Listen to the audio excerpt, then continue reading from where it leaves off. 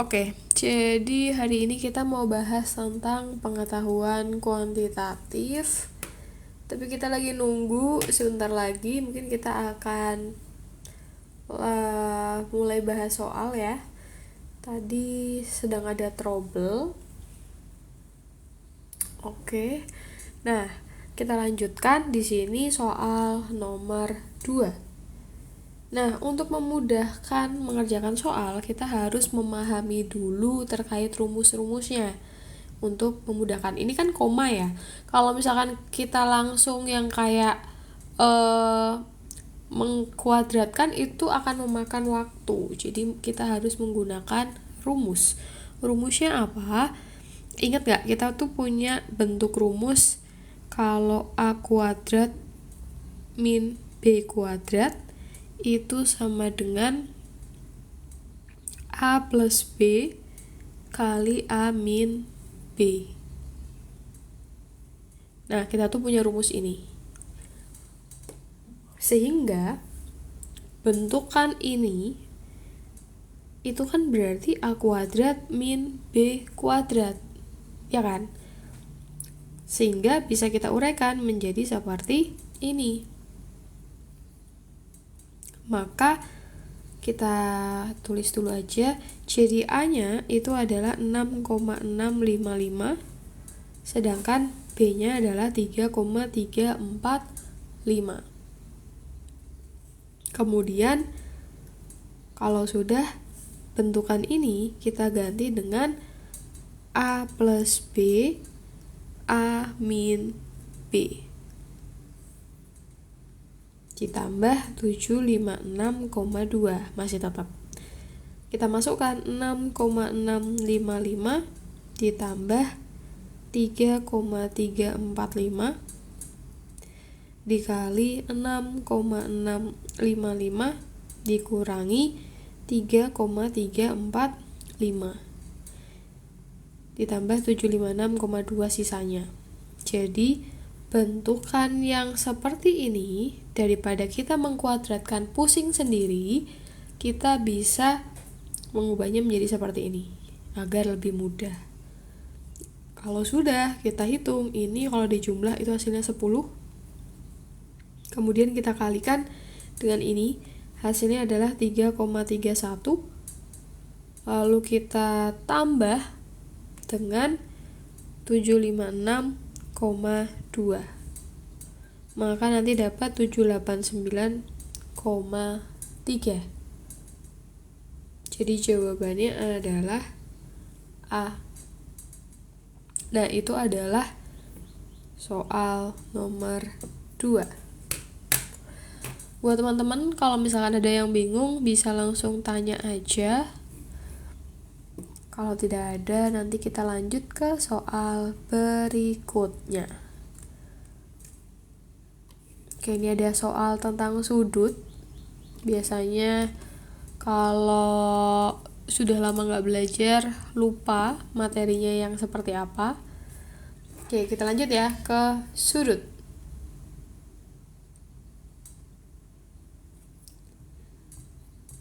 Oke.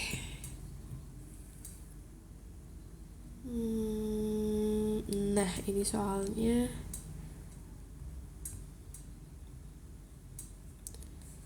Soal tentang sudut. Terlihat ya? Oke. Soal nomor 3.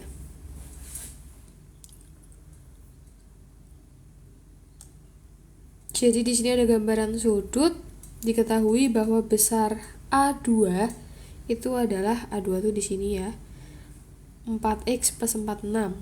Kemudian B2 itu adalah 5x plus 25. Oh ya, ini ada kesalahan. Jadi nanti kita ganti B2 itu adalah B4. Jadi yang diketahui itu yang ini. Oke. Nah, kalau sudah, kita lihat hubungan antara A2 sama B2 itu apa? Nih. Itu hubungannya apa? Ya, hubungannya adalah berseberangan dalam. Sudut yang berseberangan dalam. Jadi nanti nilainya itu sama. Sudut A2 itu akan sama dengan sudut B4. Kita masukkan data yang diketahui, yaitu A2-nya yang ini ya. 4x plus 46, 5x plus 25. Kemudian kita pindah ruas. Ini positif, pindah ruas berarti jadi negatif.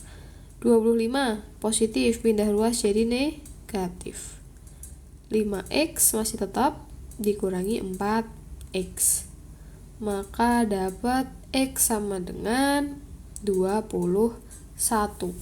Kita sudah dapat x-nya sebesar 21. Sekarang yang ditanyakan apa? Besar sudut A1. A1 ya. A1 itu berarti yang ini. Nah, kalau kita lihat bentuknya tuh gini. Ini A1. Yang ini adalah 2.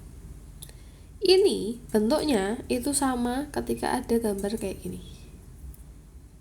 Ini 1, ini 2. Sama ya? Nah, hubungannya apa kalau gambar yang kayak gini? Berpelurus. Maksudnya gimana? Berpelurus itu seperti apa? Berpelurus itu adalah ketika sudut 1 sama sudut 2 dijumlahkan, nilainya adalah 180. Berarti kita bisa tulis sudut A1 ditambah sudut A2 sama dengan 180. Kemudian setelah itu sudut A1-nya kan kita mau tahu. Lalu sudut A2 itu kita bisa menggunakan ini. Kita cari dulu. Sudut A2 persamaannya adalah 4x plus 46. Tadi x-nya sudah kita cari, yaitu 21. Berarti 4 kali 21 tambah 46. Maka dapat berapa nih? 84 plus 46. Jadi dapat 130. Berarti kita tulis 130 sama dengan 180. Maka sudut A1 sama dengan 180 min 130. Jadi dapatnya adalah 50. Berarti jawabannya adalah C.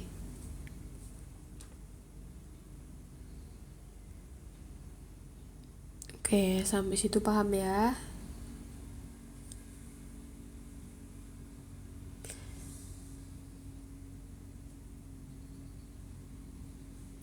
Kemudian kita lanjutkan. Kita cari soal lagi sebentar. Oke, ini ada soal berikutnya.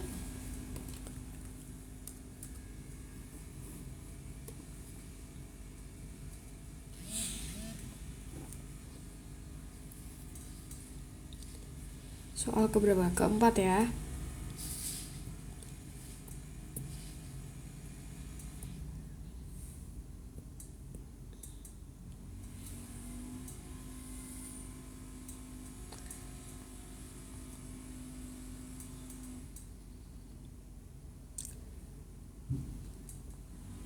Oke, soal keempat.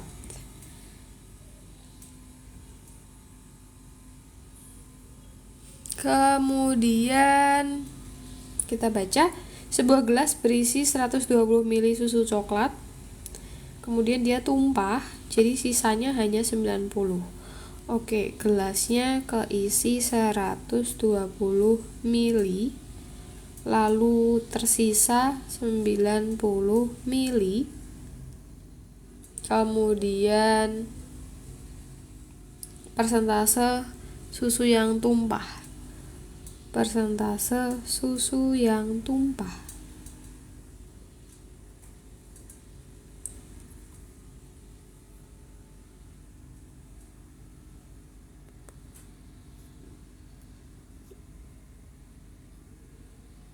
Oke. Kalau misalkan kita mau cari persentase susu yang tumpah, maka rumusnya adalah volume yang tumpah dibagi volume awal dikali 100%. Logikanya gitu ya.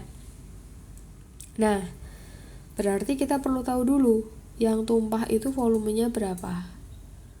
Caranya gimana? Caranya kita hitung volume tumpah, bisa kita hitung dengan cara volume awal dikurangi volume sisa. Volume awalnya 120, kemudian volume sisanya itu 90, berarti dapat 30. Jadi yang tumpah itu 30 mili. Sehingga persentasenya volume tumpahnya 30 dibagi volume awal, ya yang ini, volume awalnya 120, kita kali 100%. 120 bagi 30 itu 4. 100 bagi 4, 25. Sehingga persen susu yang tumpah adalah 25%. Jawabannya A.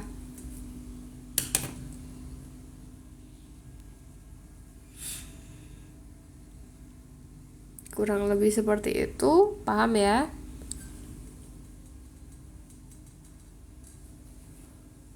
Kemudian kita lanjutkan tentang ini, rata-rata. Ada soal tentang rata-rata.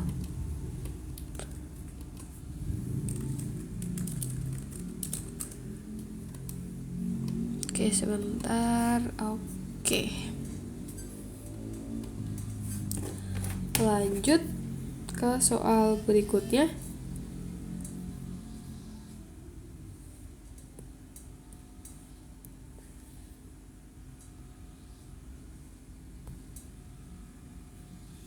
Soal nomor 5. Oke, kita baca dulu. Jadi ada 9 putri. Oke, 9 putri atau 9 wanita gitu ya. Ada 9 wanita memiliki rata-rata 48 kilo. Kemudian 7 putra, 7 laki-laki, rata-ratanya adalah 56 kilo. Yang ditanyakan berat badan rata-rata. Oke, rata-rata semuanya itu berapa? Nah, ingat kita tuh punya rumus rata-rata. Itu rumusnya adalah banyaknya data dikali jumlah data dibagi banyaknya frekuensi. Jadi N itu bisa dibilang apa ya? Banyaknya frekuensi bisa. Kemudian X itu adalah nilainya. Misalkan kalau berat badan berarti nilai berat badan. Kalau nilai tinggi berarti tinggi. Jadi kita tuh punya rumus ini. Nah, sekarang kita masukkan. Untuk mencari rata-rata totalnya, berarti kita harus jumlahkan si yang remaja putri dikali dengan rata-rata yang dia dapatkan ya. Jadi ini atau gini aja.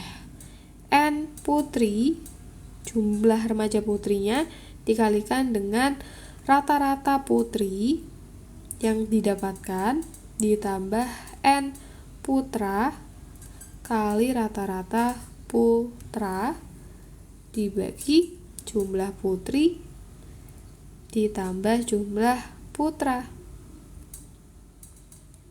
Kemudian kita hitung jumlah putrinya berapa? 9. Rata-rata putri yang didapat berapa? 48 ditambah N putra. Jumlah putranya tadi 7 dikali rata-rata putra 56 kilo dibagi 9 plus 7. Kemudian kita hitung 9 dikali 48. 9 kali 48 itu adalah 432. 56 kita kali 7 itu 392. 9 tambah 7 itu 16 ya. Oke, sekarang kita hitung. Berarti 392 kita tambah 432. Hasilnya adalah 824 dibagi 16. Nah, kita cek. 824 dibagi 16 itu 51 kayaknya. Kita hitung dulu ya. 51 kali 16. 6 30 1 5 816. Nggak bisa kita tambah 16 lagi ya, kan batasnya 824. Berarti benar 51. Sekarang kita hitung sisanya. 824 816 dikurangi 14 dikurangi 6 berarti berapa? 8 0 0 8 per 16. Kita sederhanakan, berarti 51 1 per 2. Jawabannya yang mana? Yang B. Sampai situ paham ya? Kalau ada yang bingung mau ditanyakan boleh. Oke. Kita cari soal lagi.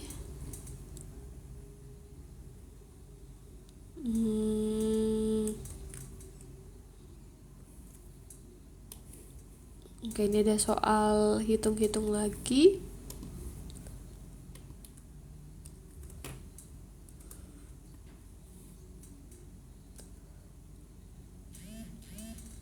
Oh, nggak kelihatan ya soalnya.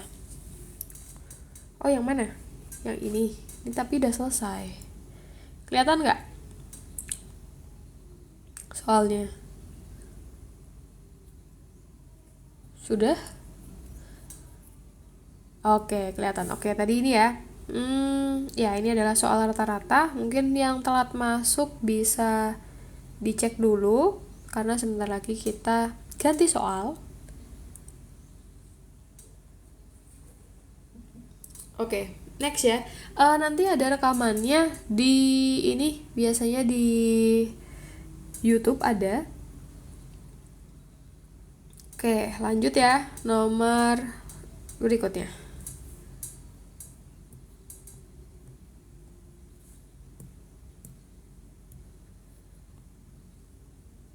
Oke. Ini soal ke-6.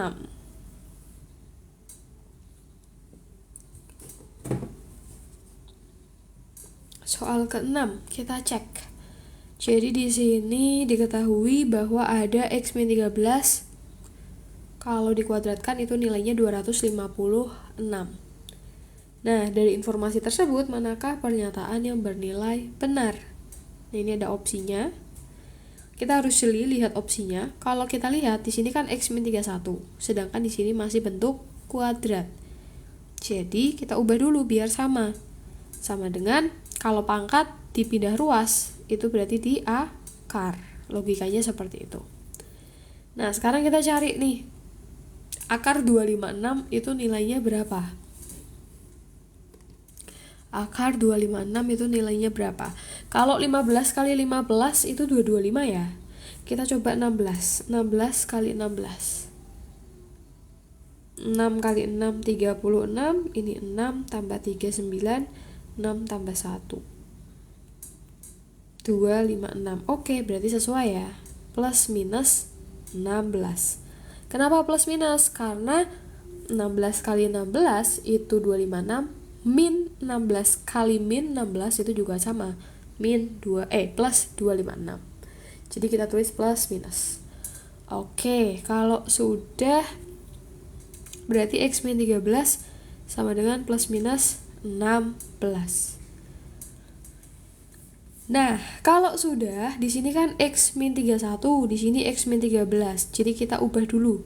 X sama dengan plus minus 16, kita geser 13-nya menjadi plus 13. Maka X sama dengan ada dua jawaban. Jawaban yang pertama plus 16 ditambah 13. Berarti hasilnya 29. Jawaban kedua min 16 plus 13.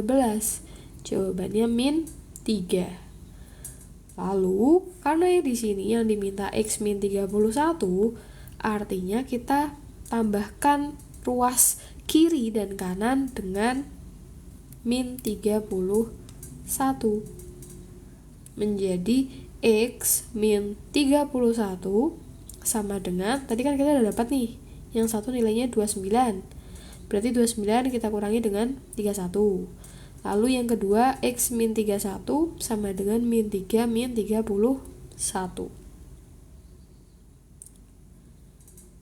Kemudian maka X min 31 sama dengan, ini berapa nih?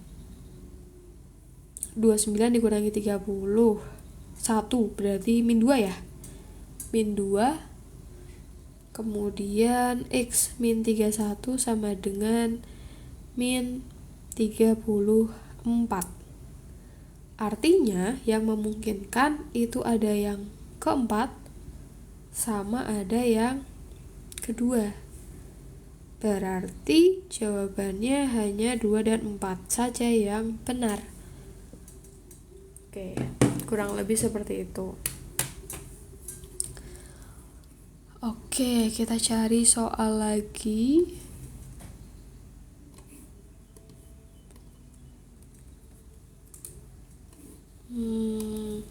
Gimana persiapan SNBT kalian? Ada yang SNBT nggak yang nonton live-nya? Persiapannya gimana? Susahnya di bagian apa? Hitungan basicnya udah bisa atau belum? Hitungan basic itu maksudnya gini, kadang tuh ada nih teman-teman yang kayak masih bingung cara jumlahin pecahan, atau masih bingung cara perkalian pindah ruas, kadang tuh masih ketukar-tukar. Nah, setidaknya tuh hal-hal yang basic diasah lagi biar hitungannya lumayan oke gitu. Nanti tinggal konsep-konsepnya aja. Nah, gak apa-apa, nanti sambil belajar ya.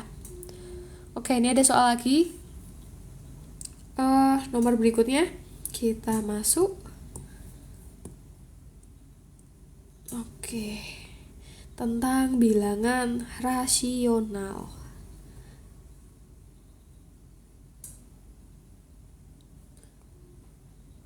Oke, ini soal nomor 7. Bilangan rasional ya. Oke, di teks ini dikatakan bahwa bilangan rasional adalah bilangan yang dinyatakan dalam bentuk pecahan seperti ini. Nah, berdasarkan informasi tersebut, kita harus menentukan manakah yang bernilai benar.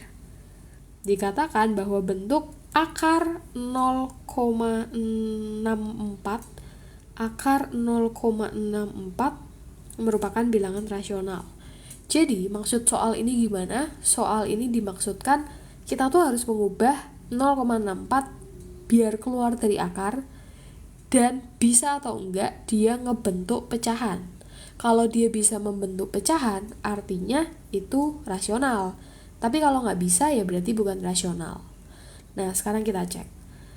0,64 itu berarti akar, kita tulis ya, 64/100. Bisa ya ditulis kayak gitu ya. Nah, kalau sudah akar 64 itu berapa? Akar 64 itu 8. Atau gini, kita tulis dulu akar 64 dibagi akar 100. Akar 64 itu 8, akar 100 itu 10. Ternyata dia membentuk pecahan. Artinya apa? Dia merupakan bilangan rasional. Jadi pernyataan 1 itu benar. Nah, lanjut nomor 2. Nomor 2-nya itu ada akar 44 dibagi 4. 44 dibagi 4 itu 11 ya, berarti kan akar 11. Akar 11 itu nggak bisa kita jadikan pecahan dan nggak bisa keluar dari akar. Berarti yang kedua itu bukan rasional. Kemudian lanjut lagi yang nomor 3, kita punya akar 9/16. Kita bisa tulis itu akar 9 sama akar 16. Akar 9 itu keluar menjadi 3, akar 16 keluar menjadi 4. Berarti merupakan rasional. Berarti yang rasional itu hanya ada 1 dan 3. Jawabannya B.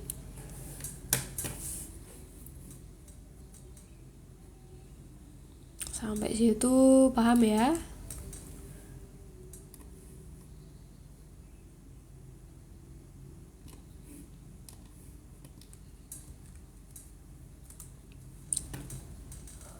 Oke, lanjut. Kita sampai 10 soal ya hari ini.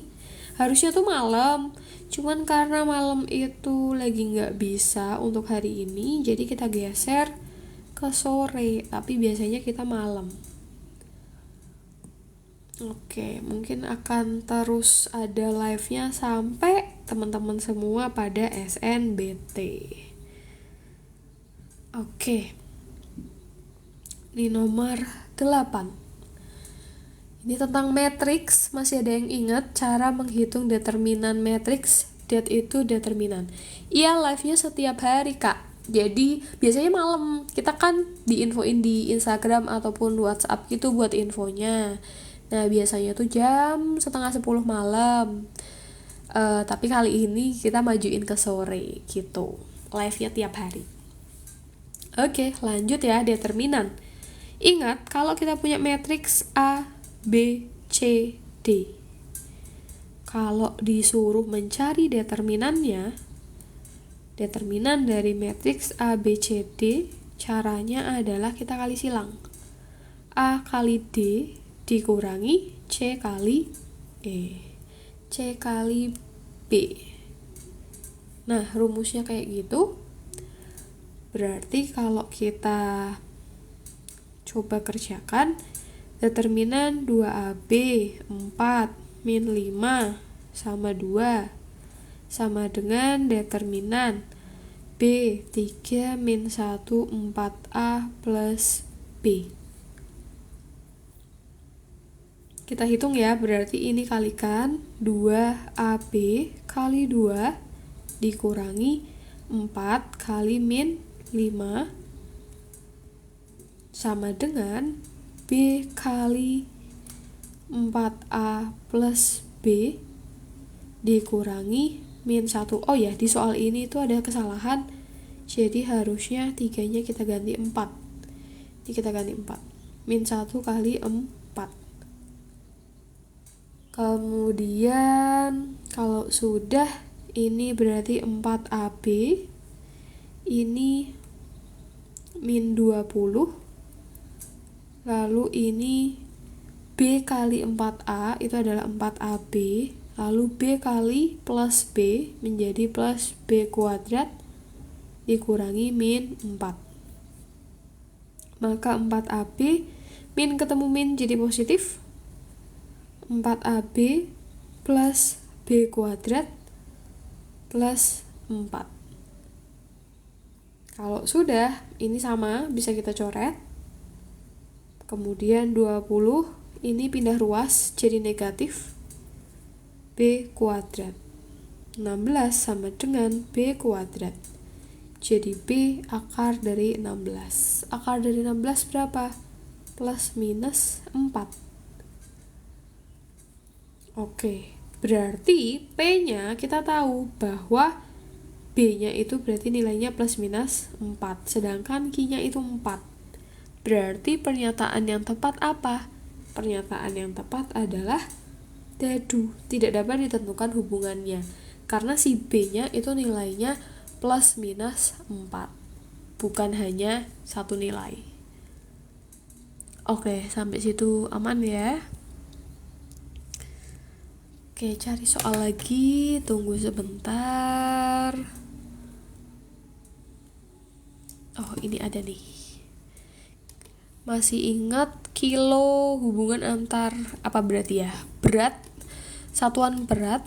Nah, kita coba satuan berat. Oke.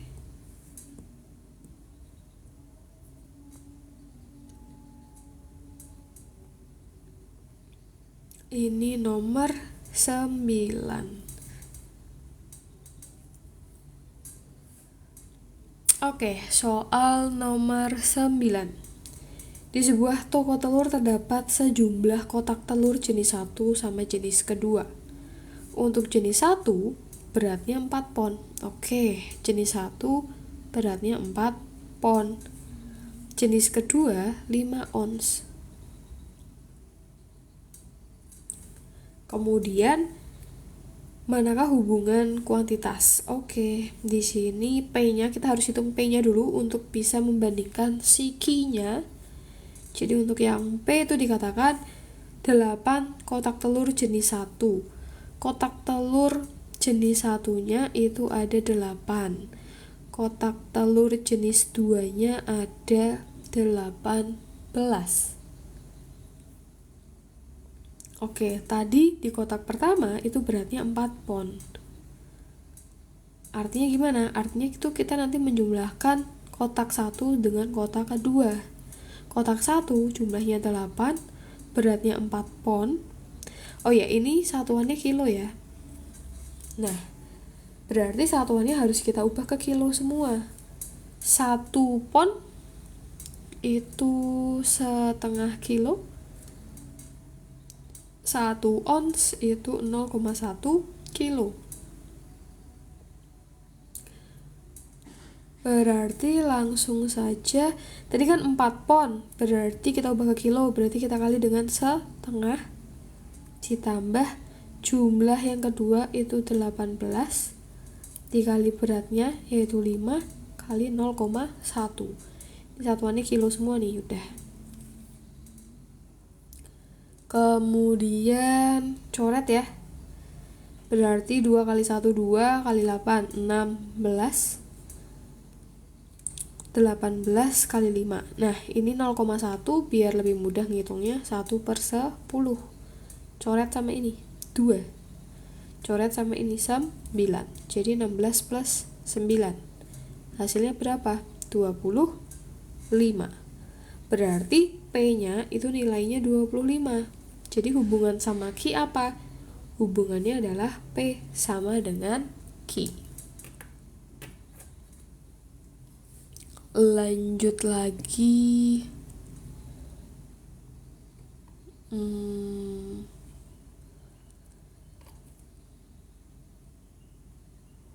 Oke, ada pernyataan yang ini. Sebentar. Soal terakhir, soal penutup. Nomor 10.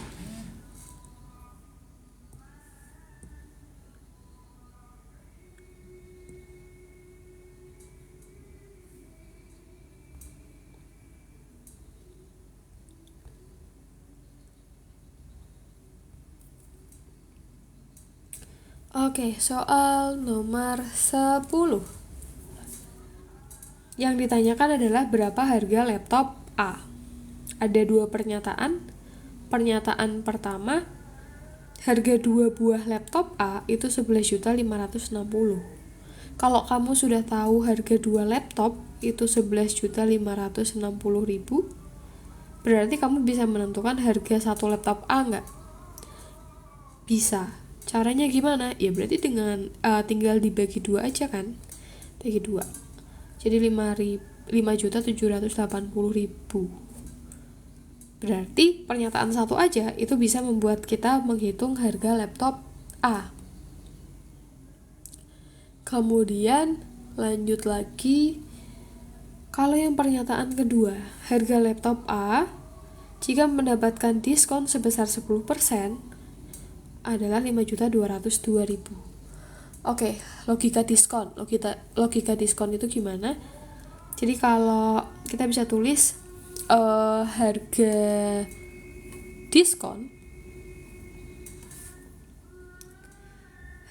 diskon itu didapatkan dari harga awal. Harga awal itu 100% dikurangi dengan harga persen diskon. Harga diskonnya dapat 5.202.000. Harga awalnya kita nggak tahu. Nah, tapi diskonnya itu sudah tahu, 10%. Berarti 100% dikurangi 10%. Maka kita hitung nih, harga awal 100 dikurangi 10% berarti 90%. Jadi bisa kita hitung harga awalnya.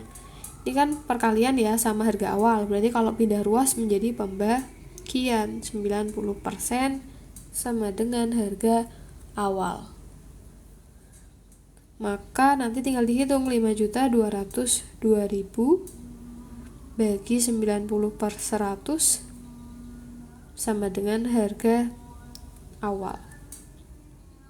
Ini bisa diubah juga menjadi perkalian. Kali 100/90 harga awal. Nanti coret, nanti kita coba hitung. Berarti gini ya, 202.000 bagi 9. Nanti dapatnya sama sebesar ini. Oke, sementara itu dulu untuk sore hari ini. Mau ngingetin buat teman-teman yang mau belajar bareng, bisa pantau live. Jadi kita akan live setiap hari sampai SNBT. Nanti setelah SNBT kita akan bahas soal-soal ataupun materi dari kelas 10, 11, dan 12. Nah,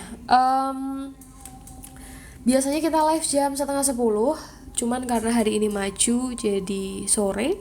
Tapi buat kalian yang gak mau ketinggalan, pantau aja Instagram Klinik Bimbel. Nanti bisa cek di situ, biasanya diinfoin jam berapanya. Oke, semangat belajar.